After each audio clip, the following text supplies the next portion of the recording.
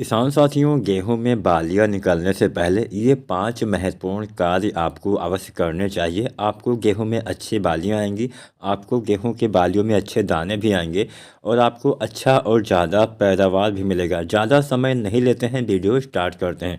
सबसे पहली बात, सबसे मुख्य बात आपको ध्यान यह रखना है कि अगर आपने अभी तक गेहूँ की बालियाँ निकलने वाली हैं और अभी तक आपने पोटास वाली कोई भी खाद अपने गेहूँ में नहीं डाली है, तो ऐसी दशा में पोटास वाली जो कुछ एनपीके वगैरह खादें आती हैं उसका आप स्प्रे कर सकते हैं।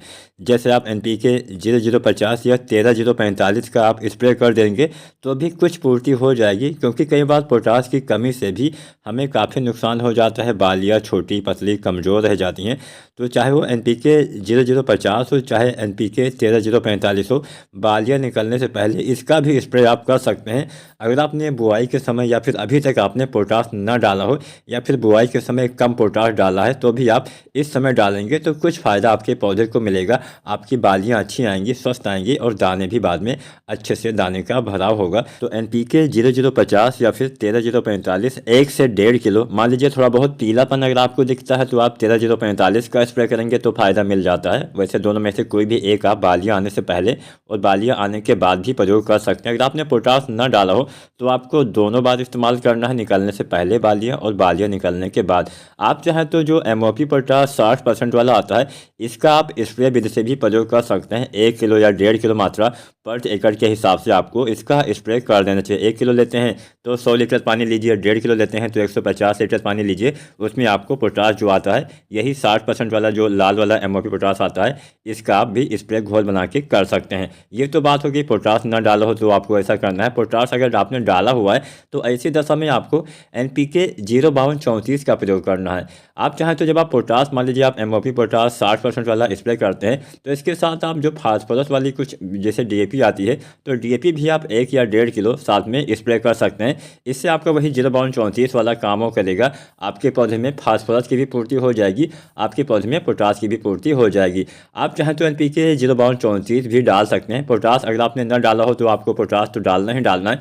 इसके साथ साथ जिन किसान साथियों ने पोटास डाला हुआ है उन किसान साथियों को एनपीके 05234 बालियाँ आने से पहले इस्तेमाल करना है। इसके इस्तेमाल से दाने का भराव अच्छे से होगा। अब आपका यहाँ पे हम एक कन्फ्यूजन और दूर कर दे रहे हैं। मान लीजिए आपने जैसे आपने पोटास ना डाला हो तो बालियाँ निकलने से पहले आप 0050 या 13045 या फिर पोटास का स्प्रे कर दीजिए। अगर आप पोटास का स्प्रे करते हैं तो साथ में आप चाहें तो डीएपी भी मिला के स्प्रे कर सकते हैं।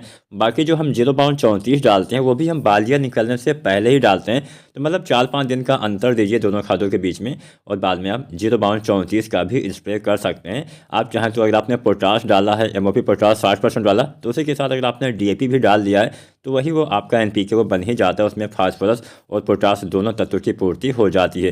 तो बस कोई भी तरीका आप चाहें तो अपना सकते हैं। आप चाहें तो कोई एनपीके डालते हैं तो 4-5 दिन के बाद आप या 5-6 दिन के बाद आप 05234 भी डाल सकते हैं। बालियाँ निकलने से पहले दोनों खादों का इस्तेमाल करना है तो ही ज़्यादा फ़ायदा मिलेगा।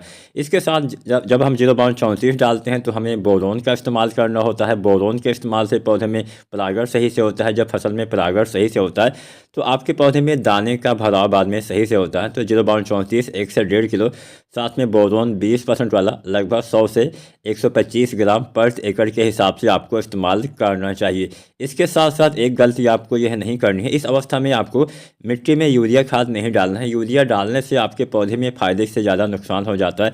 पौधे की हाइट ज़्यादा होने से फसलें गिरने की संभावना बढ़ जाती है। तो यूरिया जितना भी आपको डालना होता है 50 दिन या 55 दिन अधिकतम आपको इस्तेमाल कर देना चाहिए। दूसरे पानी के बाद हम अंतिम यूरिया डाल देते हैं, उसके बाद हम कोई भी यूरिया या फिर कोई भी दानेदार खाद मिट्टी में इस्तेमाल नहीं करते हैं। इन अवस्था में एक बात का ध्यान आपको यह भी रखना है कि नमी आपको बना के रखनी है। नमी यानी पानी की कमी अगर हो जाती है तो भी बालियों का विकास, दाने का निर्माण बाद में सही से नहीं होता है। कई बार पानी की कमी की वजह से भी दाने हमारे पतले कमज़ोर रह जाते हैं। तो हल्का हल्का सिंचाई करके भी आप नमी इस अवस्था में बना के रख सकते हैं। अब किसान साथियों, जब आप एनपीके 05234 डालते हैं, मतलब बालियाँ निकलने से पहले जब आप कोई भी एनपीके डालते हैं, उसके साथ आप जो 12% वाली जिंक आती है इसका अगर आप स्प्रे कर देते हैं तो इससे पौधे में भोजन बहुत ही अच्छे से बढ़िया से बनता है। तो 12% वाली जो चिलेटेड जिंक आती है उसका आप स्प्रे बालियाँ निकालने से पहले कर सकते हैं। 0.34 साथ में आपको डालना होता है 12% वाला जिंक, साथ में बोरोन। लेकिन अलग अलग घोल बनाने के बाद इकट्ठा मत घोलिएगा, नहीं तो सब कुछ बेकार हो सकता है। अलग अलग घोल बना के एक साथ आप 0.34 बोरोन और जिंक का स्प्रे कर सकते हैं। केवल 12% वाले जिंक का ही आपको इस्तेमाल करना है। वीडियो जानकारी पसंद आई हो तो लाइक शेयर करें और चैनल को सब्सक्राइब नहीं किया है तो सब्सक्राइब करें। धन्यवाद।